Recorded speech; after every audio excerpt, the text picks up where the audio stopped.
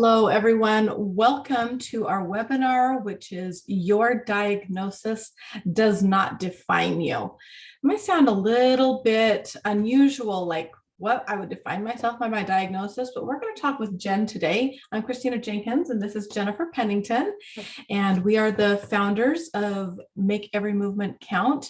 And Jen has had such a health journey. Like you look at her now, she's super buff. She's, just really, you're the kind of person that when I go to the gym, I'm like, I want to do what they're doing. Just, you clearly look like you know what you're doing. And I know you know what you are doing. And I've had experience. You've had a lot of experience. And you've had really unique experiences, Jen, that have forced you to create something new, original, and truly, truly unique, both in the market space and just at the gym. I'm sure people all the time are like, what are you doing? And do they believe you when you tell them what you're doing? They do. And where it came from was just taking the experiences that I've had when it comes to how I was feeling, the things I've been through, in the way I was thinking. And I wanted to incorporate those things along with nutrition that I've been able to figure out for my body, where I know it could help others also, and put that all into one program and unify it with a movement lifestyle. And so it really came through a process of a couple of years, but it really started with my own journey with my own physical pain and what I've went through that way. For sure. And when we talk about this,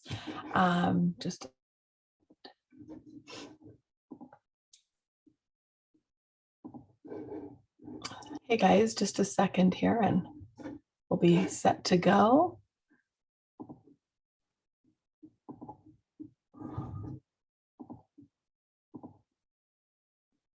Okay, sorry about that. Technology.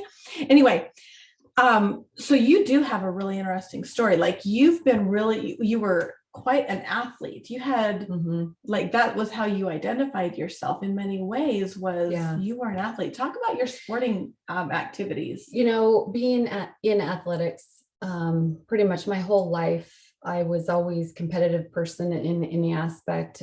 So whether that be in just working out at the gym, and then started being a fitness competitor, whether that being, just on the ball field, teaching my sons how to do things, just that competitive nature and trying to help them.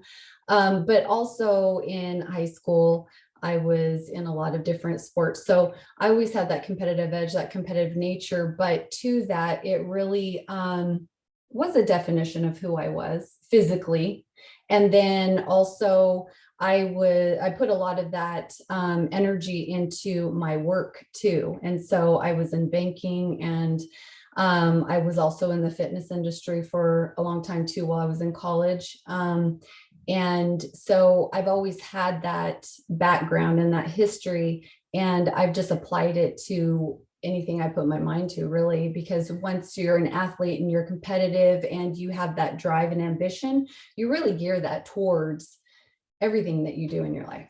Right. Having come from the music side, I can completely relate. It's the work and the work ethic that goes into becoming very, very good at what you do. So yeah, you definitely had that athletic mindset. So when you had these experiences that really took that away from you, completely took away your ability to compete at a high level, or to even play a sport, to get on the floor and play with your children, like these things were taken away. Can you just talk just a little bit about some of the health challenges that you've experienced? Yeah, on the pain side of it, and I know a lot of people can relate to this, because it's not only maybe going through a surgery, but it could also be going through just having pain in general when you're moving through an autoimmune disorder, which I do have. And then it could be because of these things in your body breaking down, you're having to go through surgeries.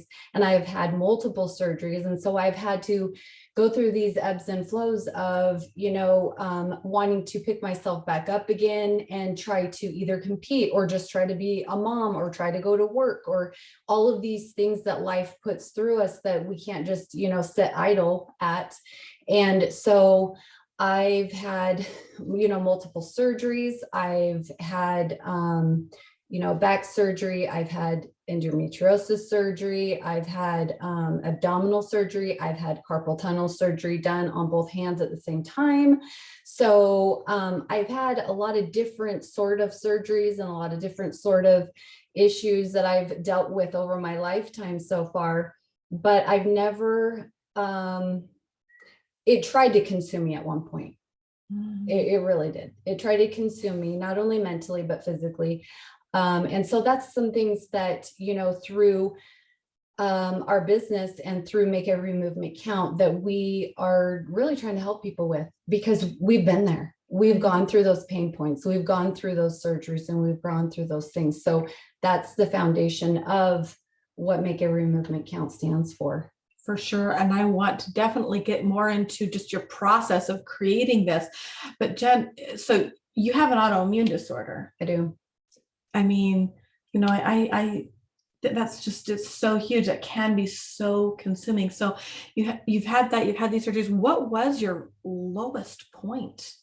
My lowest point is when I had major back surgery. I had surgery in my thoracic spine, which is in the middle, pretty much in the middle of your back, your thoracic, and it's that mobility. It's that, moving side to side hurts, going up and down hurts. So it's just right in that center of your spine. And just trying to get out of bed and feeling that pain, that excruciating pain, was one of the lowest points in my life. And knowing that I had very little help to get out of bed, let alone try to walk to the bathroom or the kitchen or wherever, that was probably my lowest point. So you were really hit there with kind of a double thing, where you not only couldn't physically move, but you didn't have support to help you in this way. And additionally, you had young children at this time too. Yes. So 3 young boys who really tried to help me as much as they could. But I mean, I was their mother. So I'm the one that needed to step up and try to help myself. And so there was a lot in that sense where I knew I couldn't just lie there anymore, and I couldn't feel for myself anymore and go, why me? What am I doing? Why is this happening to me? Because there was a point where I was truly feeling that way. It's like, and again, I know that at some point we all ask ourselves that, like, why me? Yeah. Why me? Why is this happening to me? And what is going on? So, I definitely had those thoughts running through my head, but then I realized that there was something that I could do about that. And, that I needed to do something about that, because it was taking me down. It was pulling me down.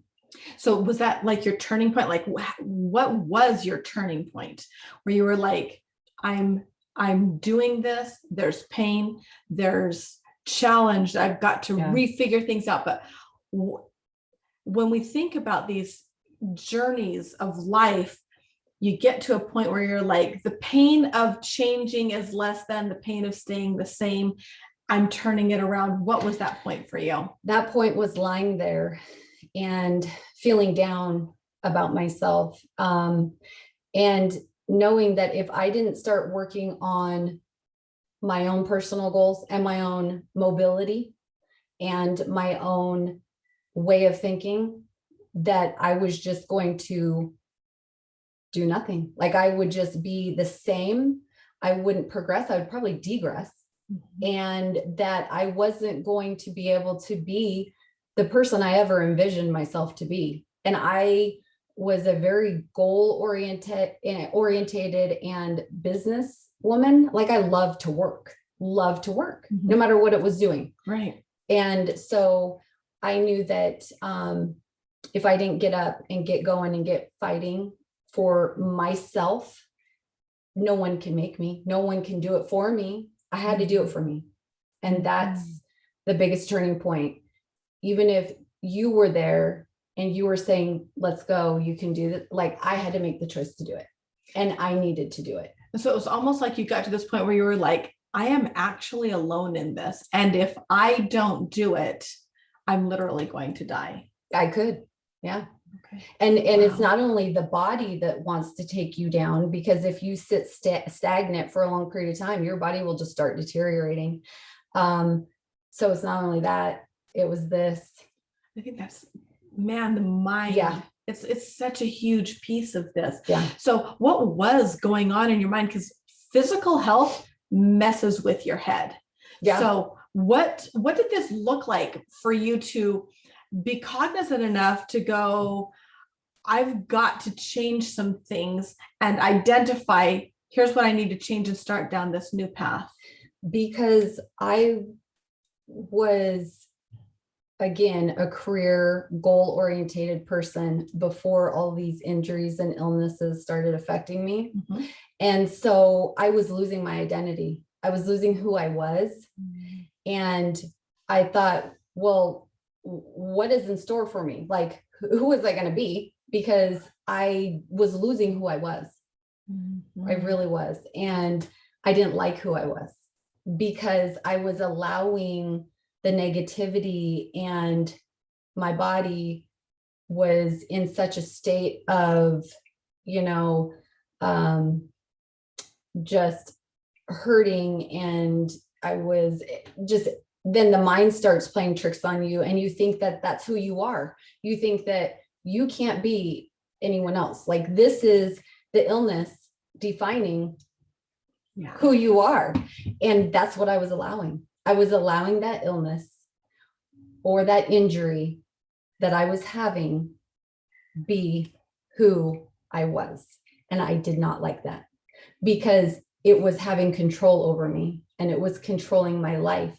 And I felt like I was in this little box, and everywhere I went, like I couldn't get out of it because my illness or my body was saying, nope, this is who you're going to be because you can't move right now, or you can't go and do the certain things that you were doing before because this is the box that you have to be in. And so the box was here. Yeah. And I was creating it because I was scared, and it was defining me because my body was limited in my movement, but I had to figure out the movement I needed to make. And that's modify what I had done before.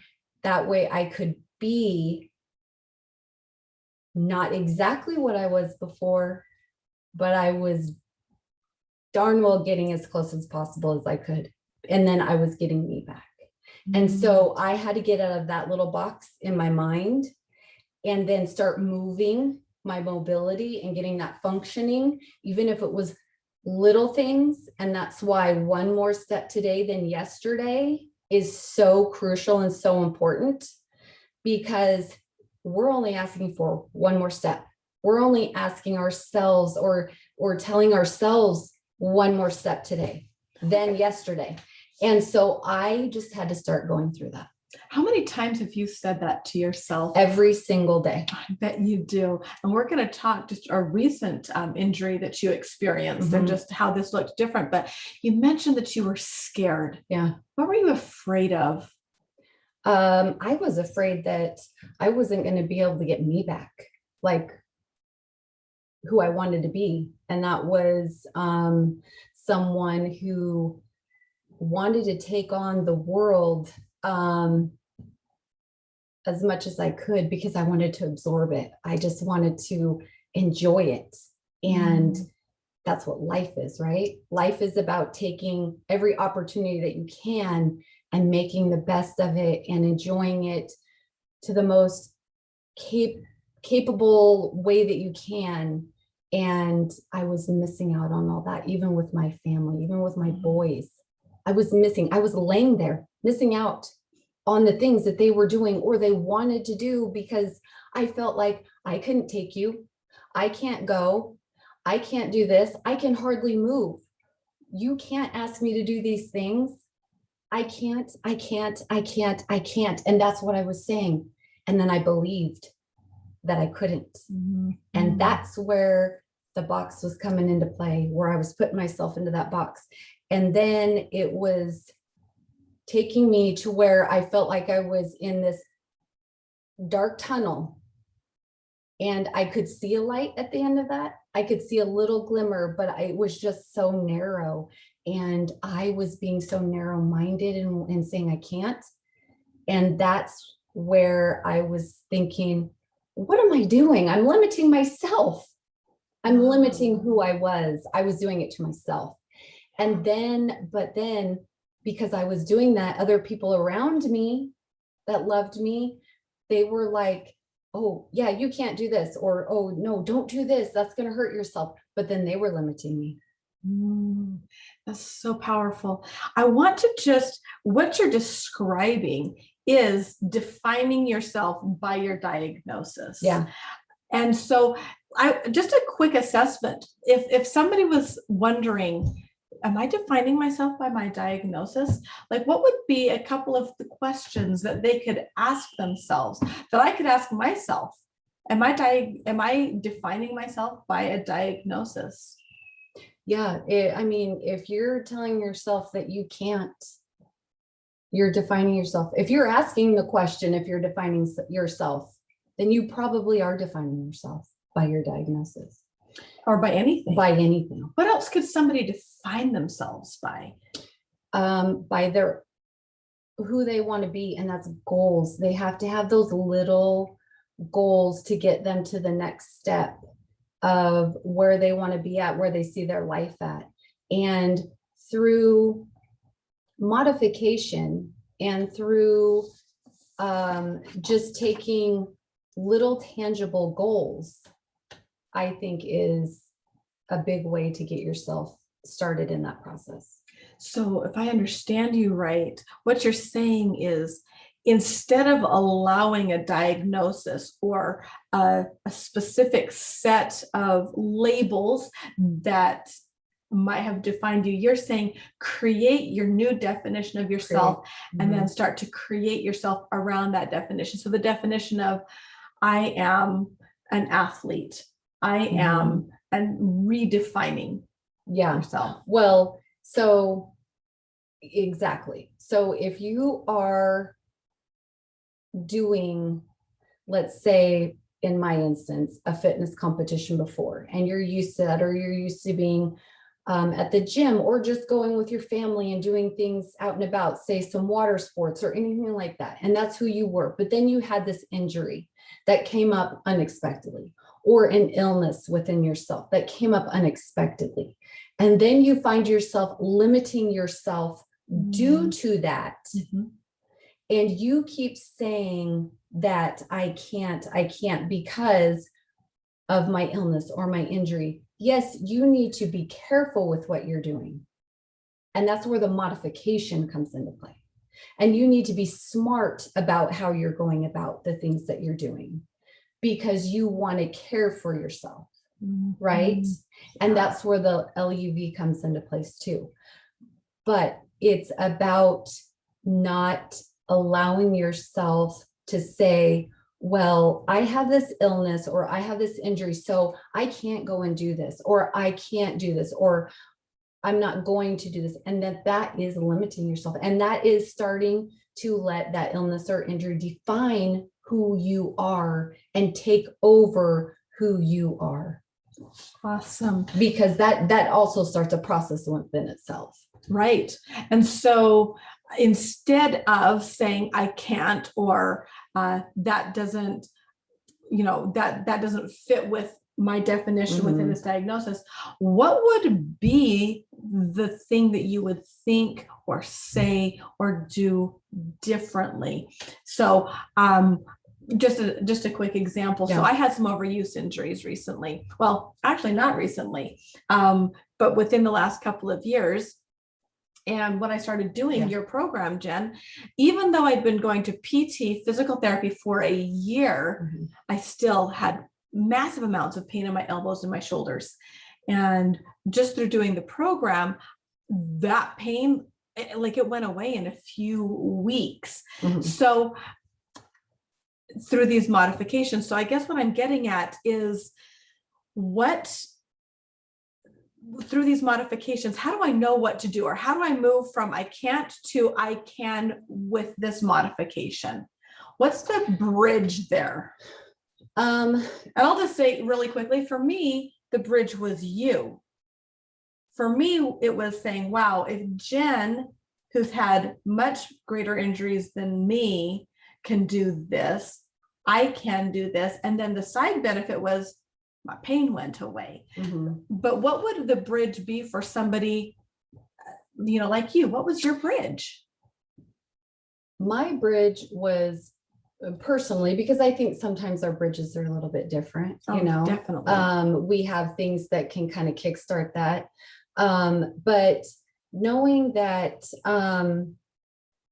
that no matter what in anything that I go through, and knowing that there are probably going to be many adversities that come my way in my lifetime, that I will no longer allow that to make any, it's going to compromise things I do, but it's not going to define what I do. And it's not going to hinder what I do. I just know I'm going to have to go about it a different way. Got it. And what kind of moved me in that direction, and what kind of made a difference for me in that direction, was my boys and my own personal goals. Because having those little personal goals for me was, okay, step one, I can't move. So, or move well. So what was I going to do today to get me to move a little bit more? Right. And then what am I going to do tomorrow to help me keep moving a little bit more? And to me, it was, I had to have a mental goal. And it doesn't have to be a huge, like, I'm going to go run a marathon next year. That wasn't something I was thinking at that point in time. It was about the small little goal each and every day that I knew I could do. And the goal that was driving me was my children, and also me not wanting to succumb to my illness, my injury, and still press forward to reach my goals. Just like recently when I have been hurting recently. Right. And so my back likes to flare up because I have a tumor in my spinal cord. And that has been really difficult. And that's something I've learned to do also. And that comes with the definition of not allowing something to define who you are. Because every day I could honestly think about that. I could think about what that means for me, and what that means for my life, and what that means for my family. But it's not something I need to think about every day. It's something that I need to take care of every day and be aware of every day.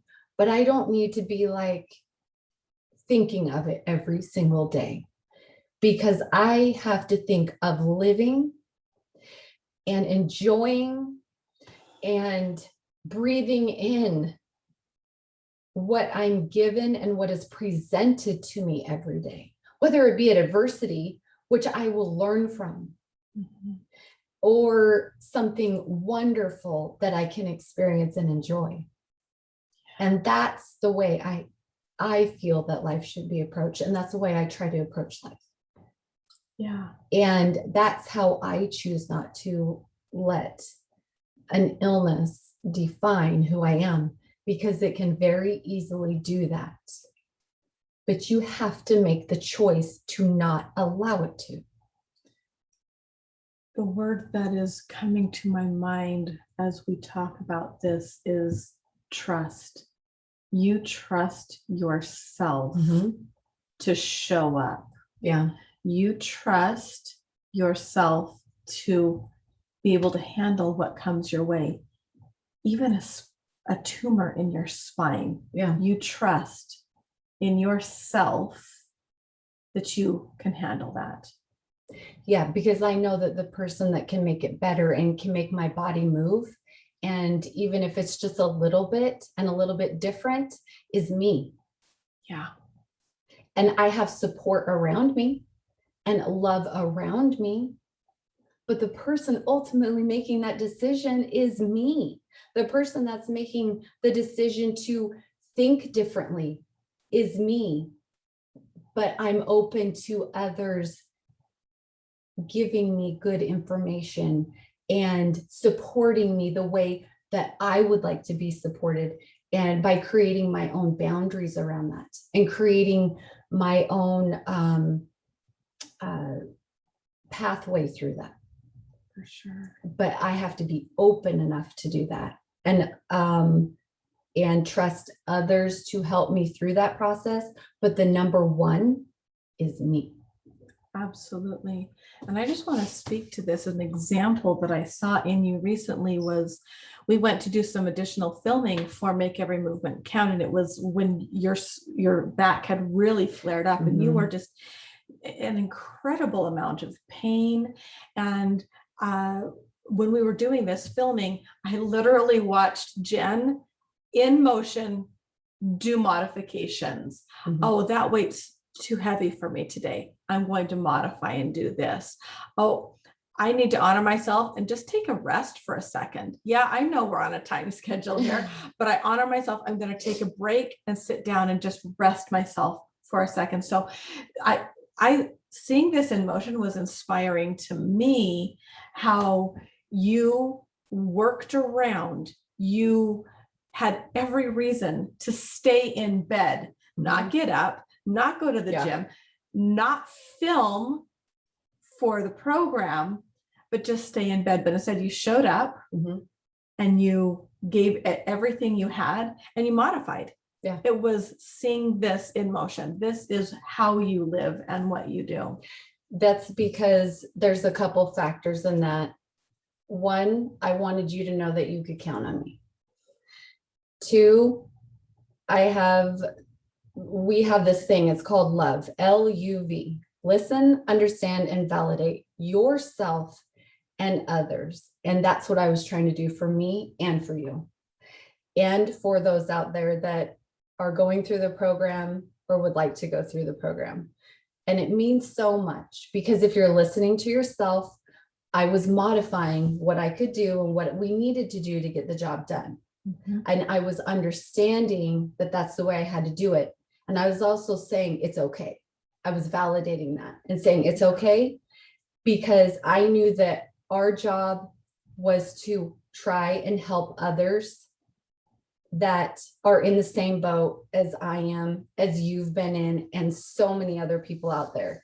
And that's mobility and modified mobility, just trying to get out of bed alone sometimes because your body hurts so bad, or because it doesn't want to move, or because of whatever reason. We want to help you and we want to get you moving and get you going. And we believe that we can do that because we have been there. Yeah. And it's just little things, little movements, but it starts with you. It starts within. And it's making that one step and that one choice to do it. Absolutely. And I think you really summed up the whole philosophy of Make Every Movement Count, and taking one more step today than you did yesterday. And you personally, with this deep level of care, of meeting everyone wherever they might be on this fitness journey, on their journey of health, meeting them and really, what you said, showing up, showing up. Jen, you do show up. One thing that we didn't touch on very much, and I just want to touch on really quickly. Have you ever been overweight? Yes, I have. Yes, I have. And the beauty of being in a state of everybody has their ups and downs. No one is perfect. No one wakes up or gets birthed absolutely perfect and is like that all the time. Okay. I have been overweight.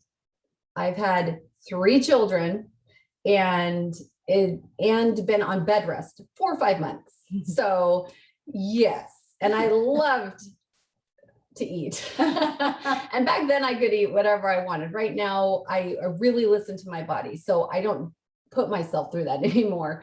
But that is what helped me be able to listen to what I can and can't consume. But it's also really helped me in the development and thinking, how can I help others when we think, well, my genetics makes me, heavier here, or those little things that we like to put on ourselves, well, that's just who I am because this is how this.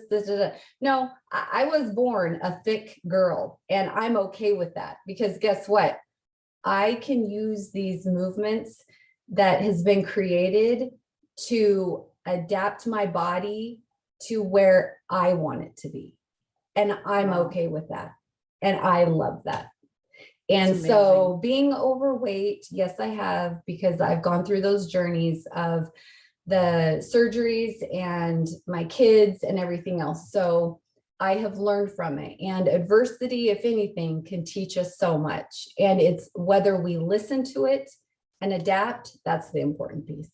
Oh, absolutely, absolutely. And I think that just makes you more relatable, is you not only have had these major illnesses, but there's not a lot of women out there, especially women who have had children, who have not experienced the experience of being heavier than we want to be and overweight and coming out of it, or what you said, being okay with yourself so that you can then create the change that you desire. Yeah. And being able to move, Mhm. whatever that looks like, whatever your body looks like, the Yeah. ability to move. So we've alluded a lot in talking to you, and I thank you for sharing Thank your you. story, including some really vulnerable parts of this story. Really vulnerable parts. And we've talked about this program that Jen created through years Mhm. of this modifying her movements Yeah. and creating this program that literally anyone can do because it has been modified. It's been modified so that everybody can use it to move to a higher level of health, a higher level of fitness, and just more ease in movement. Like I talked about, my elbows, my shoulders Yeah. got better. We have other people that have done the program that have been able to move out of medical apparatuses, canes and things like that, because they were able to move. So in this program, and in this interview, we've talked a lot about this mobility. Like, let's just get from I can't move to I can move. But in the program, it meets you wherever you happen to be. Right. Can you just talk briefly about that, Jen? Yeah, it definitely meets you where you are by the means of, it's called MOVE, MOVE. So we do start off with modified mobility and mobility, and then we move to optimize, and then it goes volume and endurance. And so it's a progressive program, fitness program. And where it meets you where you are is the degree of where you're at physically is where you start. And so through questions that we ask and where you are currently and what state that you're in of either the mindset aspect or the physical aspect of it, through those questions, that's where we see what would best fit you at that point, and then you can progress from there. So even if you're lying in bed, just got out of surgery like 8 weeks prior and still kind of sore, but know you need to move and do something, we have a program for that. If it's someone who is just, you had a baby, and maybe wants to start getting back in the swing of things, they've experienced different things, and it knows how to move and what to do in a gym or at home, because we have something for for both of those, a program for both of those, then that's where you start. If you are going and wanting to really start building that muscle, gaining some weight or losing the weight, and you've been at the gym and you keep going, but you want to see some better progress or different progress, then we meet you there. And then on the endurance piece of it, this is somebody who they're constant at the gym or at home doing their workouts. They see results, but they're wanting to still get that muscle, still get that size or strength, but they want to see some more definition. They want to see maybe different results than what they're used to. Then we meet you there. So that's how the progression works, because we do meet you where you are. Yeah. Depends on what your goal is. And I think that is something that is just so unique about the Make Every Movement Count program, is it actually meets you where you are. Yeah. And it is really, it's a unique and revolutionary system that has been created where we always listen, understand, and validate our bodies so that we can accomplish our goals and stop defining ourselves by our diagnosis. Mm-hmm. Jen, if there was something or some things that people could do right now, we get off this webinar in 2 minutes. Mm-hmm.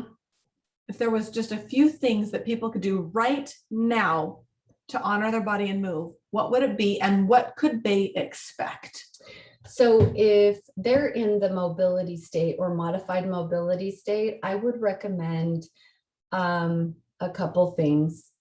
One, grabbing a band or something, but if you don't have any of that, just doing some movement that way, just some arm circles, leg lifts. You can hold on to a counter and you can lift your leg to eat one on each side. And even if you can do 5, that's 5 you just didn't do before on each side. So leg lifts at the counter, maybe a couple counter push-ups, because I like your good basic things to start off with. You have your chest, so push-ups, sit-ups, pull-ups, those sort of things. Depends on what level you're at. But even if you are standing in place and just marching or jogging or running in place while you're watching TV, just some little things that you can do. So whether it be that, whether it be, like I said, doing some leg lifts, doing some counter push-ups, just small little movements. Yeah, love that, because it really is about making every movement count. Yeah. It really is about finding opportunities to move. And Jen and I would just love to invite you to join the movement lifestyle. Let us be here to cheer you on and support you in whatever your goals happen to be, because Make Every Movement Count meets you there. So the website is makeeverymovementcount.com. We're on Instagram and Facebook at Make Every Movement Count. So we hope that you've learned some things today. We thank you for being here with us and encourage you to go out, do a couple counter push-ups or leg lifts, and let's take one more step today than we did yesterday. Thanks so much. Thanks, Jen. Yeah, thank you.